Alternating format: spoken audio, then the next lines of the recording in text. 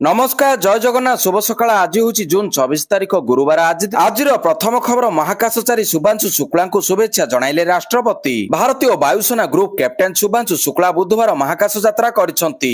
एने शुभांशु को social media X ray शुभेच्छा जणाइछंती राष्ट्रपति द्रौपदी मुर्मू। राष्ट्रपति लेखिछंती भारत पई महाकाश रे एक नूतन माइलखुंट सृष्टि करि पारिछंती शुभांशु। समग्र देश शुभांशु को यात्रा पई उत्साहित और गर्वित।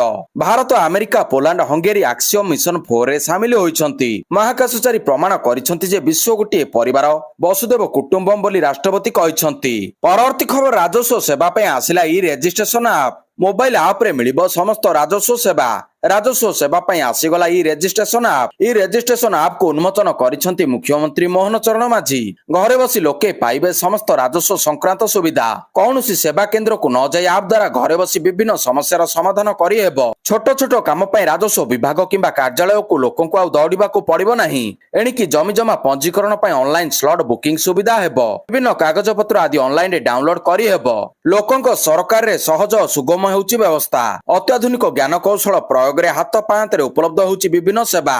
परवर्ती खबर घूर्णिबलय सक्रिय आगामी 4 दिन प्रबल वर्षा। उत्तर ओडिशा और पश्चिम बंग उपकूल रे घूर्णिबलय सक्रिय रहिछि, जहार प्रभाव रे प्रबल रु अति प्रबल वर्षा हेबार संभावना रहिछि। आगामी 4 दिन धरि लागि रहिबो वर्षा। 28 तारिख जाय राज्यर विभिन्न स्थान रे बिजुली घड़घड़ी सह प्रबल वर्षा हेबा नै पाणीपाग विभाग पक्षरु सतर्कता जारी करा जायछि। अति प्रबल वर्षा हेबा नै 3 जिल्ला को ऑरेंज अलर्ट जारी करा जायछि। सेही जिल्ला गुडी को हेउछि केन्दुझर, मयूरभंज, बालेश्वर। तबे वर्षा समय समुद्र अशांत रहिबार संभावना थिबारु मत्स्यजीवी मानकु समुद्र गर्भको जिबा पई बारण करा जायछि। सेबडे वर्षा रे बेहल बालेश्वर 26 नंबर वार्ड कांग्रेस गली रे घरे पसिला पानी।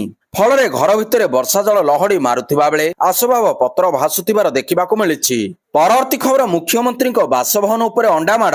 मुख्यमंत्री मोहन माझी बासभवन घेराव बेले उत्तेजना। छात्र कांग्रेस मोहन माझी क्वार्टर्स घेराव बेले पुलिस और छात्र कांग्रेस नेतांक मध्य संघर्ष देखिबाकू मिलिछि। मुख्यमंत्री बासभवन घेराव बेले अंडा टमाटो माड़ करथिबा अभियोग एबे सामना को आसीछि।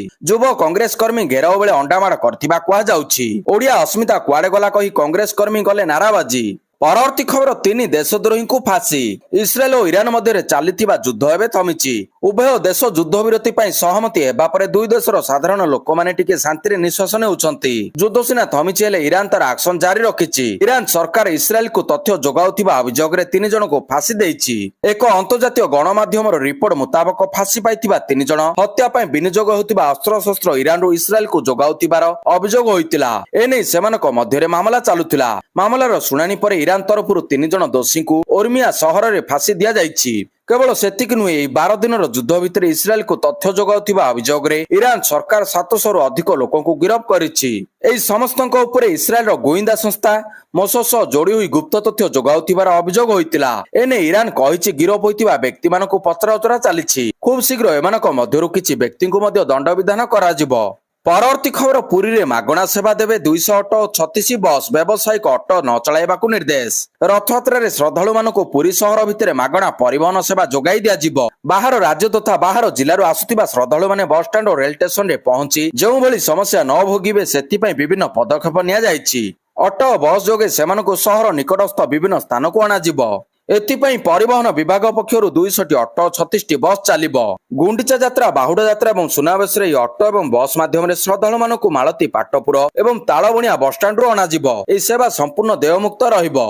एई 3 दिन रे अन्य व्यावसायिक ऑटो न चलाइबाकू कुहा जायछि। परवर्ती खबर पाकिस्तानी मेजर मुइज को हत्या। पाकिस्तान सेना स्पेशल सर्विस ग्रुप रो जने वरिष्ठ अधिकारी को हत्यार खबर आसीछि। अधिकारी को नाम मेजर मुइज। दक्षिण वाजिरिस्तान रे तेहरिक ए तालिबान पाकिस्तान रे आतंकवादी माने ताको हत्या करछंती। मेजर मुइज को हत्या पाकिस्तान सेना पई एक बड़ धक्का। 2019 मसिया रे पाकिस्तान विरुद्ध रे भारतर ऑपरेशन समय मुइज चर्चा को आसीतिले। सेही समय रे मुइज भारतर विंड कमांडर अभिनंदन को बंदी करथिबा दाबी करथिले। मेजर मुइज मूलतः पाकिस्तान रो चकवाल रो बासिंदा थिले। परवर्ती खबर राज्य रे नारी आउ नाहंती सुरक्षित। सारा राज्य रे बीजेडी रो प्रतिवाद।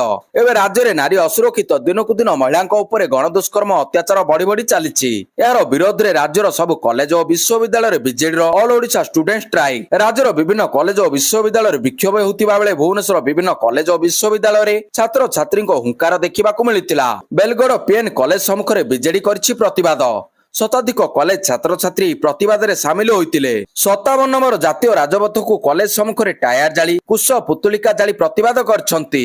ରାଜ୍ୟରେ ମହିଳା ଅସୁରକ୍ଷିତ ଥିବା ନେଇ ସରକାରଙ୍କୁ ଟାର୍ଗେଟ କରିଛି ବିଜେଡି। ପରବର୍ତ୍ତୀ ଖବର ଚାଷୀଙ୍କ ପାଇଁ ଖୁସି ଖବର, ଏବେ ନିଜେ କରିପାରିବେ ଫସଲ ବୀମା। ପ୍ରଧାନମନ୍ତ୍ରୀ ଫସଲ ବୀମା ଯୋଜନା PMFBY ଅଧୀନରେ ଚାଷୀମାନଙ୍କ ପାଇଁ ଏକ ବଡ଼ ଖୁସି ଖବର ଆସିଛି। ଏବେ ଚାଷୀମାନେ ନିଜେ ଅନଲାଇନ ମାଧ୍ୟମରେ ନିଜର ଫସଲ ବୀମା କରାଇ ପାରିବେ। ଏହି ଯୋଜନା ଚାଷୀମାନଙ୍କୁ ପ୍ରାକୃତିକ ବିପର୍ଯ୍ୟୟ, କୀଟପତଙ୍ଗ ଏବଂ ରୋଗ ଯୋଗୁଁ ଫସଲ ନଷ୍ଟ ହେଉଥିବାରୁ ଆର୍ଥିକ ସୁରକ୍ଷା ପ୍ରଦାନ କରେ। 2016ରେ ପ୍ରଧାନମନ୍ତ୍ରୀ ନରେନ୍ଦ୍ର ମୋଦିଙ୍କ ଦ୍ୱାରା ଆରମ୍ଭ ହୋଇଥିବା ଏହି ଯୋଜନାରେ 69,515.71 କୋଟି ଟଙ୍କାର ବଜେଟ୍ ମଞ୍ଜୁରୀ ହୋଇଛି। ଚାଷୀମାନେ ନିଜେ ଅନଲାଇନ ମାଧ୍ୟମରେ ଫସଲ ବୀମା ପାଇଁ ଆବେଦନ କରିପାରିବେ। ଏହା ପାଇଁ ଅଫିସିଆଲ ୱେବସାଇଟକୁ ଯିବାକୁ ପଡ଼ିବ। ପରବର୍ତ୍ତୀ ଖବର, ଆମେରିକାକୁ ଘାରିଛି ହ୍ୟାକିଂର ଡର, ହ୍ୱାଟ୍ସଆପ ଉପରେ ଲଗାଇଲା ବ୍ୟାନ୍। ହ୍ୱାଟ୍ସଆପକୁ ନେଇ ବଡ଼ ପଦକ୍ଷେପ ନେଇଛି ଆମେରିକା।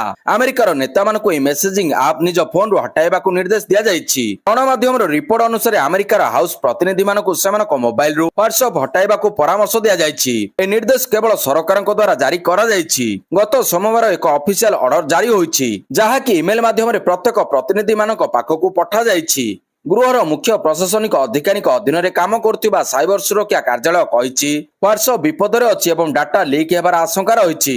ପରବର୍ତ୍ତୀ ଖବର, CDSଙ୍କୁ ମିଳିଲା ବଡ଼ କ୍ଷମତା, ଜଏଣ୍ଟ ଅର୍ଡର ଜାରି କରିବାକୁ ଅଧିକାର ଦେଲେ ପ୍ରତିରକ୍ଷା ମନ୍ତ୍ରୀ। ଭାରତରେ ପ୍ରତିରକ୍ଷା ମନ୍ତ୍ରୀଙ୍କ ଐତିହାସିକ ନିଷ୍ପତ୍ତି। ଭାରତୀୟ ସଶସ୍ତ୍ର ବଳକୁ ଆଧୁନିକରଣ କରିବା ପାଇଁ chief of defence staff CDS ତଥା ସାମରିକ ବ୍ୟାପାର ବିଭାଗ ସଚିବଙ୍କୁ ନୂଆ କ୍ଷମତା ପ୍ରଦାନ କରିଛନ୍ତି ପ୍ରତିରକ୍ଷା ମନ୍ତ୍ରୀ ରାଜନାଥ ସିଂ।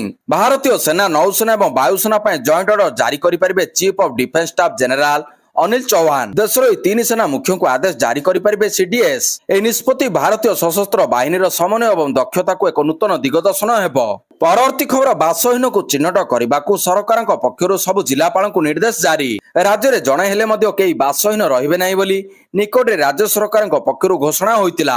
ଏହି ପରିପ୍ରେକ୍ଷୀରେ ରାଜସ୍ୱ ବିଭାଗ ପକ୍ଷରୁ ପୁନର୍ବାର ବାସହୀନକୁ ଚିହ୍ନଟ କରିବାକୁ ସବୁ ଜିଲ୍ଲାପାଳଙ୍କୁ ନିର୍ଦ୍ଦେଶ ଜାରି ହୋଇଛି। ସରକାରଙ୍କ ନିର୍ଦ୍ଦେଶ କ୍ରମେ ଚଳିତ ବର୍ଷ ଡିସେମ୍ବର ସୁଦ୍ଧା ବାସହୀନ ଚିହ୍ନଟ ପ୍ରକ୍ରିୟା ଶେଷ ହେବ।